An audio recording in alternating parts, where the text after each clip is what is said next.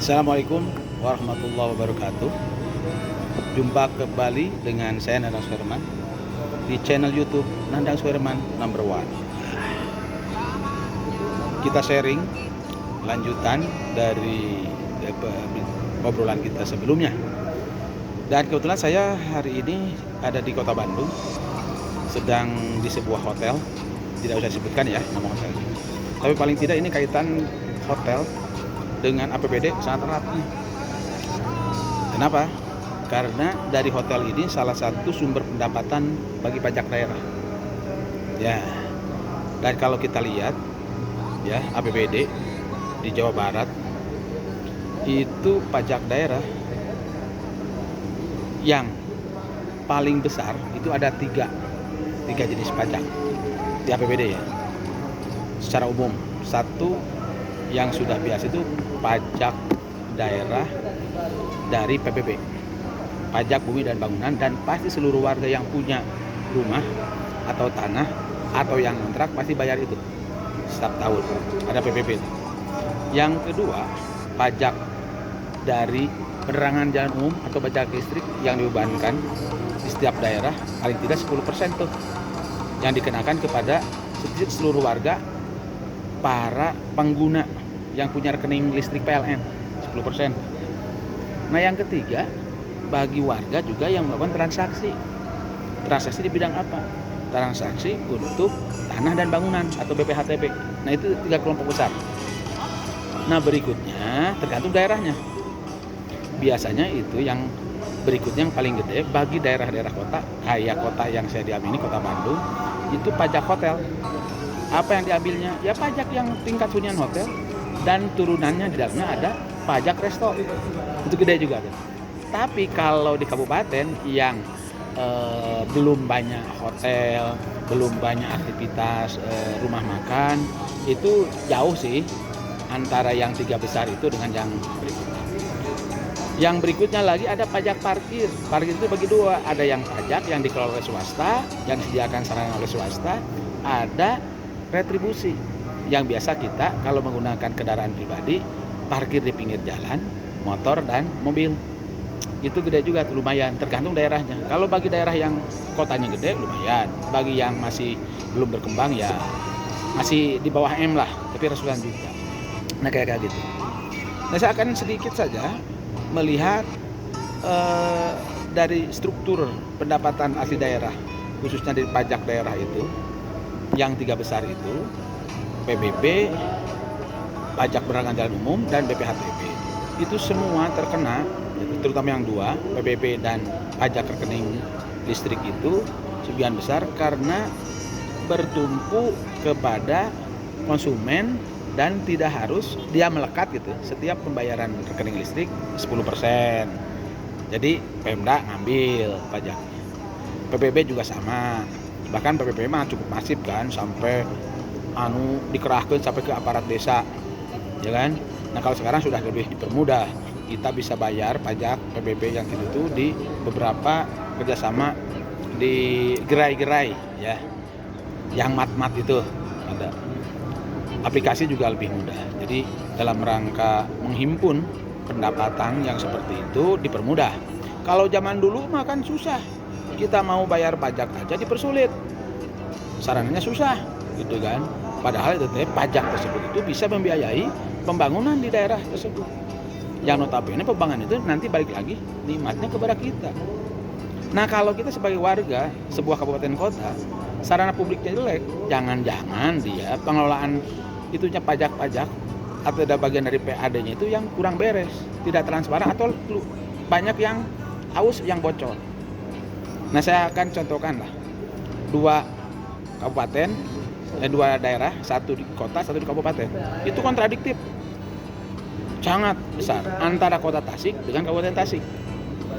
Kebetulan kota ini tempat kelahiran saya tuh, yang sekarang jadi kota. Dulu mah kabupaten ya. Kabupaten yang masih terbelakang dalam tanda kutip perkembangannya, padahal dia sebagai daerah induk kan. Waktu mekar itu yang induknya itu kabupaten, jadilah kota yang lahirnya anaknya kota Tasik.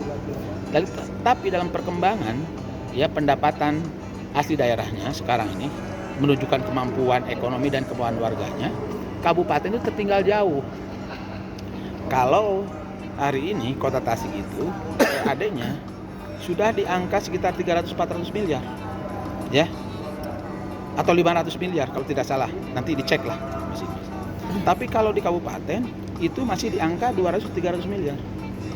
Dan kita tahu bahwa dari yang 3 besar itu, PBB, pajak listrik, dan BPHTB itu semua dari yang rutin dibayar oleh setiap warganya.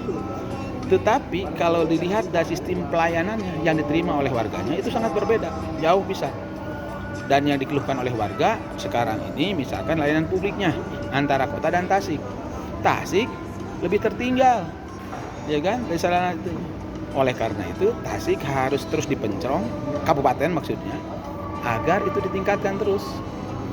Padahal kalau lihat dari sisi potensi tentang PBB kan luasan kene Tasik, kabupaten daripada kota, ya kan? Itu PBB. Terus pengguna jaringan listrik PLN lebih lobaan kene kabupaten daripada kota. Cuman dari sisi volume, ya kan, lebih loba kene warga Tasik. Dari sisi konsumsi PLN lebih banyak tadi karena Tasik mah kota bisnis. Sementara di kabupaten mah bukan meureunan, faktornya banyak di desa-desa.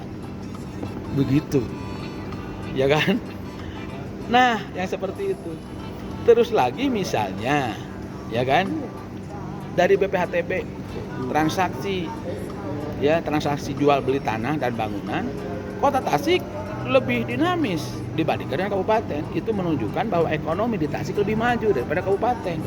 Pasti itu. Termasuk juga ditinggali lamun tina pajak hotel. Di kota Tasik mah rajeg hotel teh loba, banyak.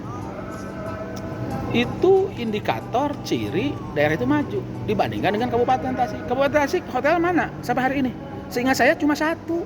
Siapa? Hotel yang ada di Singaparna itu. Dan kelasnya pun itu bintang 2, belum ada yang bintang 3. Kalau di kota Tasik mah nepi ka bintang 4. Gitu. Ya, yang seperti itu. Sehingga aktivitas warga Tasik termasuk pemerintahan Kabupaten Tasik lebih banyak kegiatannya di kota Tasik. Nah, yang kayak seperti itu. Oleh karena itu, sekarang musim pilkada nih, harus didorong.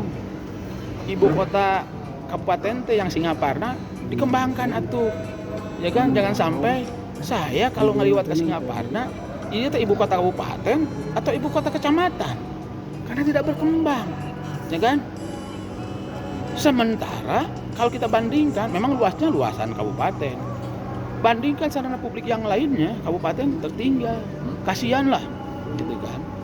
Padahal dari sisi anggaran mah gede-gede kabupaten, APBD kabupaten mah 3 triliun lebih. Sementara kota mah di bawah 2T, paling tinggi 2T. Cuma memang luas wilayah dan penduduk kabupaten lebih banyak karena 2 juta lebih tuh. Kalau kota mah di bawah 1 juta. Makanya jumlah DPRD nage antara kabupaten yang kota lo pakainya di kabupaten. Cuman menurut saya, kritik saya buat kabupaten dalam konteks tata kelola keuangan. Nah, dan juga mendorong sektor-sektor ekonomi, ya, perkembangan ekonominya jauh tertinggal oleh kota Tasikmalaya yang sampai hari ini dia menjadi kemajuan ekonomi di bidang timur. Banyak aktivitas ekonomi lebih berkembang di situ dibandingkan dengan kabupaten. Tapi jangan lupa kabupaten punya potensi loh, ya, dengan luasan wilayah, dengan potensi pertaniannya, potensi sumber daya yang lainnya dibandingkan dengan kota. Asal nanti ini pemimpin yang terpilih nanti itu bisa lebih kreatif, bisa lebih mendorong warganya untuk mendorong inovasi dalam pengembangan ekonominya. Tentu saja dengan difasilitasi oleh Pemkabnya, ya kan? Itu nanti akan terkejar kalau diukur dari tingkat kualitas SDM-nya. Dan sepertinya naga-naganya tuh itu sudah mulai kelihatan dengan adanya misalkan sekarang isu untuk pengembangan Tasik Selatan, walaupun pendekatannya kelembagaan dengan adanya Kabupaten Tasela. Itu salah satu juga strategi untuk peningkatan kualitas pelayanan yang ujungnya ada peningkatan kesejahteraan. Nah sementara kota mah udah mentok sakituna. Dia harus meningkatkan kualitas, ya kan, kualitasnya untuk menggali sektor-sektor pendapatan daerahnya dari pajak daerahnya. Sekarang harus dicari lebih dalam gitu ya, agar dia bisa mempertahankan kualitas kehidupan warga kota Tasikmalaya tidak terkejar oleh kabupaten. Persaingan kan bagus dalam rangka bersaing Pastabikul Khairat di situ, agar kualitas Kabupaten Tasik yang sekarang secara IPM nomor 2 ya terendah di Jawa Barat, sementara Tasik mah urutan 10, tuh gapnya jauh pisan. Dari sisi itu tuh jaraknya jauh pisan. Nah, ini tantangan buat siapapun nanti, terutama bagi para calon kepala daerah. Harus sadar ke situ lah. Gitu. Kejar tuh di situ. Maka tata kelola keuangan menjadi nomor 1. Buat kota pertahankan itu. Ya kan? Pertahankan itu agar kualitas hidup warga kota Tasikmalaya tidak terdegradasi. Terus di situ. Dan harus potensi-potensi pajak-pajak daerah harus terus dibangkitkan. Dari saya cukup sekian dulu ya. Kita bisa bersambung dalam kesempatan yang lain. Ciao. Wassalamualaikum warahmatullahi wabarakatuh.